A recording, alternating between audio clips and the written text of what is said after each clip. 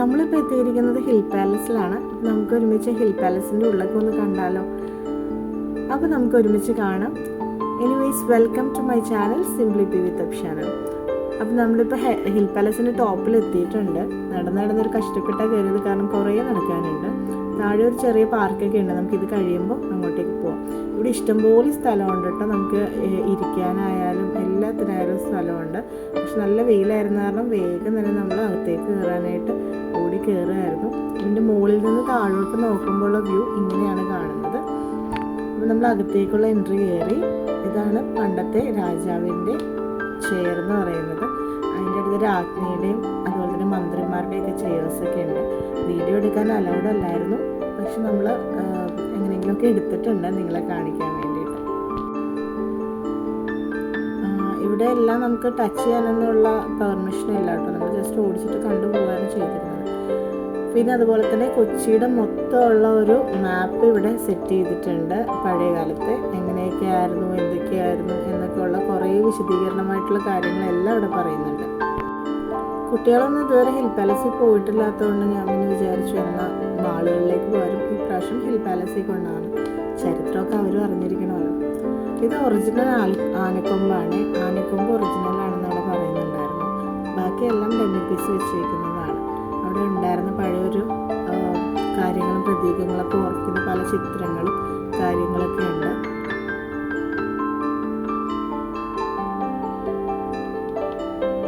റാണി ഗംഗാധര ലക്ഷ്മി, അതുപോലെ തന്നെ കൊച്ചി രാജകുടുംബത്തിൻ്റെ മരുമക്കത്തായും പിന്തുടർന്ന കുറേ പിക്സ്, പിന്നെ സ്ത്രീകൾ അവരുടെ എങ്ങനെയൊക്കെയാണ് അവിടുത്തെ ഭരണാധികാരികളായിരുന്നത്, അതിനെക്കുറിച്ചൊക്കെ ആയിട്ടുള്ള പഴയ കാര്യങ്ങളെല്ലാം വിശദീകരിച്ച് തന്നെ അവിടെ എഴുതി വെക്കപ്പെട്ടിട്ടുണ്ട്.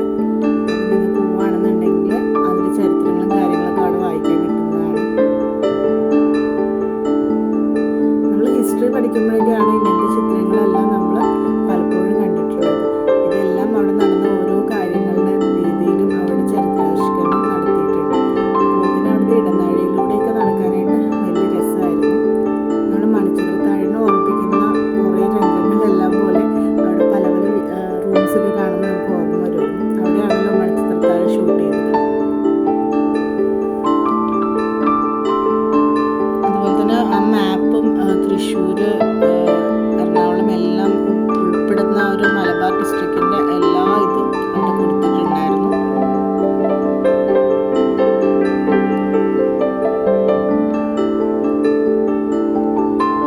എങ്ങനെയാണ് ഇതിൻ്റെ പേര് വന്നത്, അതുപോലെ തന്നെ തറവാട്ടമ്മമാർ അവിടുത്തെ കുടുംബത്തോടൊപ്പമുള്ള പിക്സ് ഉണ്ടായിരുന്നു. അവരുടെ ഹസ്ബൻഡ്സും മക്കളും ഒക്കെ ആയിട്ടുള്ള പിക്സ് ഒക്കെ ഉണ്ടായിരുന്നു.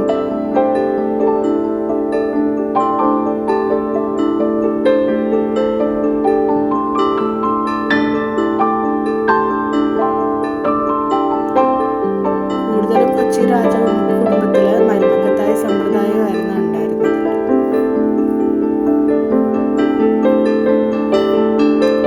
പുറത്തോട്ടുള്ള വ്യൂ ഇങ്ങനെയാണ് കേട്ടോ. നമ്മുടെ ഇടനാഴിയിൽ നിന്ന് ജസ്റ്റ് ജനൽ വഴി നോക്കുമ്പോൾ ഇങ്ങനെയാണ് കാണുന്നത്.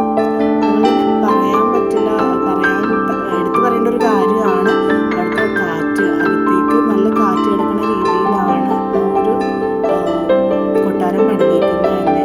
ഫാനിൻ്റെ ഒന്നും ആവശ്യമില്ല. നമ്മൾ ഇടനാഴിയിലൊക്കെ നിൽക്കുമ്പോൾ ഒരു ജനൽ തുറന്നാൽ തന്നെ നല്ല കാറ്റാണ് വരുന്നത്. പണ്ടൊക്കെ പണിയുന്നത് കാറ്റും വെളിച്ചവും കൂടുതൽ കിടക്കുന്ന രീതിയിലാണല്ലോ. നമ്മൾ മണിച്ചിത്രത്താഴ് സിനിമയിൽ ഇങ്ങനെ നോക്കുമ്പോൾ രാമനാഥൻ്റെ വീട് കാണുമല്ലോ. അപ്പം ഞങ്ങൾ രാമനാഥൻ്റെ വീട് കാണുന്നുണ്ടോ എന്നറിയാൻ വേണ്ടി നോക്കിയതായിരുന്നു.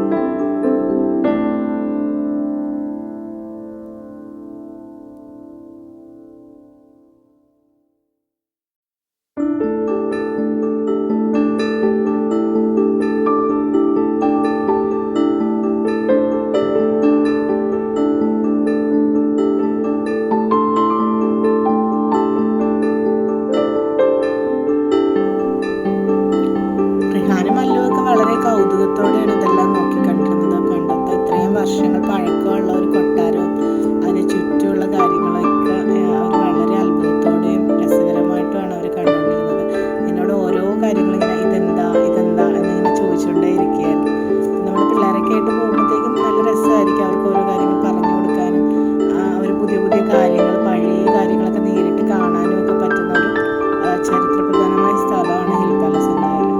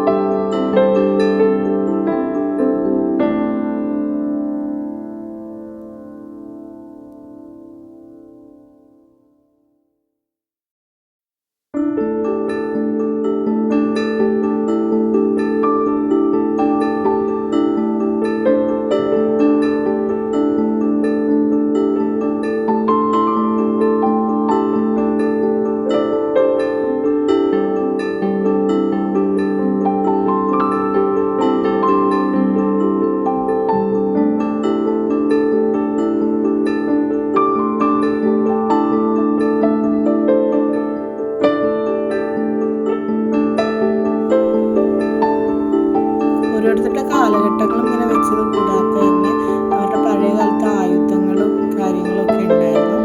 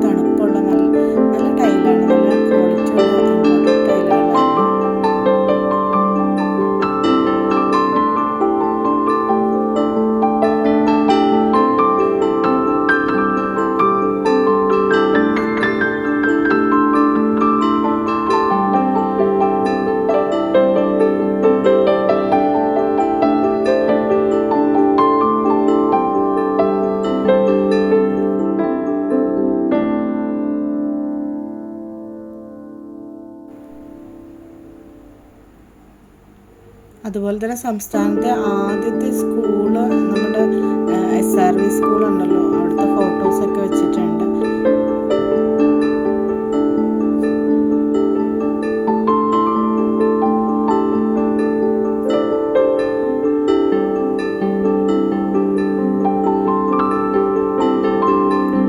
വിദ്യാഭ്യാസ രീതിയെ കുറിച്ച് പറയുന്നതായിട്ടുള്ള കുറേ എഴുതിയ കുറേ ഗ്രന്ഥങ്ങൾ പോലത്തെ കുറേ സംഭവങ്ങൾ അവിടെ ഉണ്ടായിരുന്നു. മഹാരാജാസ് കോളേജിനെ കുറിച്ചും സെൻറ് തോമസ് കോളേജിനെ കുറിച്ചൊക്കെ അതുപോലെ തന്നെ സെൻറ് ആൽബർട്ട്സ് കോളേജിനെ കുറിച്ചൊക്കെ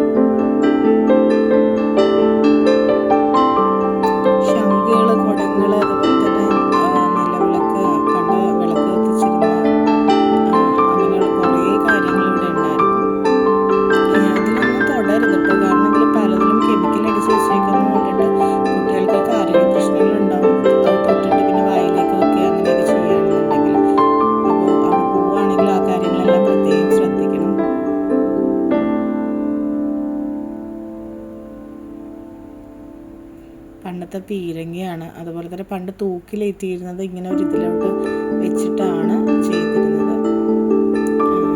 അതുപോലെ തന്നെ അമ്പലങ്ങളുടെയും അതിൻ്റെ ഉള്ളിലുള്ള പല കാര്യങ്ങളുടെ ഒരു ഇത് ചെയ്തേക്കുന്നതാണിത്. നല്ല ഭംഗിയുണ്ടായിരുന്നു.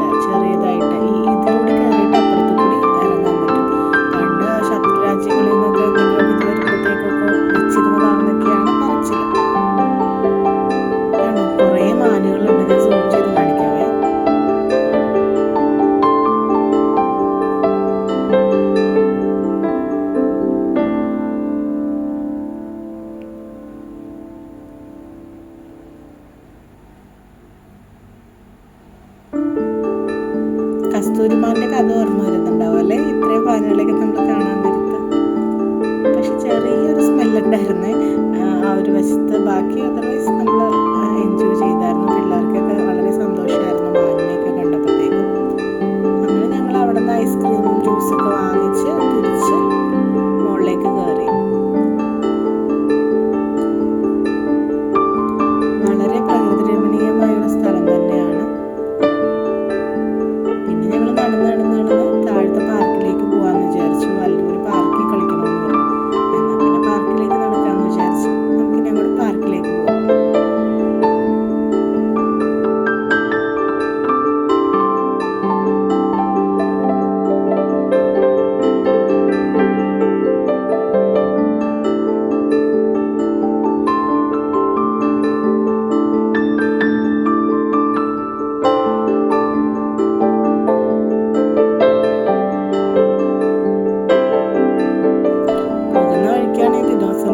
പിക്ക് കണ്ടിട്ട് അതിൽ വിചാരിച്ച് ശരിക്കുവാണ് ഞമ്മളാ ശരിക്കുവാണ് അത് സ്വിച്ച് ഇട്ടാലൊക്കെ വരുന്നത് പിടിച്ചു വെച്ചേക്കുന്നതൊക്കെ ഒരു കള്ളക്കഥയൊക്കെ പറഞ്ഞു കൊടുത്ത് അങ്ങനെ അടുത്ത് പോകാനായിട്ട് ഭയങ്കര പേടിയായിരുന്നു. ദൂരെ നിന്നുണ്ടെങ്കിലും പാർക്കിൽ പോവാന്ന് പറഞ്ഞു. പിന്നെ ഞങ്ങൾ ചുറ്റും ഒന്നും കൂടി ഒന്ന് വീക്ഷിക്കുകയായിരുന്നു. കണ്ടു, ഏക്കർ കണക്കിന് സ്ഥലമാണ്. ഇവിടെ നടന്നാൽ തീരില്ല, അത്രയും ദൂരത്തിലുള്ള സ്ഥലങ്ങളാണ്. കുളമൊക്കെ ഉണ്ടായിരുന്നു. ഞാൻ അങ്ങോട്ടൊന്നും പോയില്ല കേട്ടോ.